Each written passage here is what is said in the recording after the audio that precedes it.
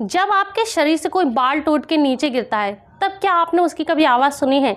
जी हाँ, आप ये सोच भी नहीं सकते। पर अगर आपके शरीर से कोई भी बाल टूट कर ज़मीन पर गिरता है तो उसकी भी आवाज़ आती है। उस आवाज़ को एक चींटी के जितना प्राणी ही सुन सकता है। जी हाँ, ऐसे ही हमारे तरफ हज़ारों आवाज़ें आती रहती हैं, पर इंसान उनमें से कुछ ही आवाज़ें सुन पाते हैं।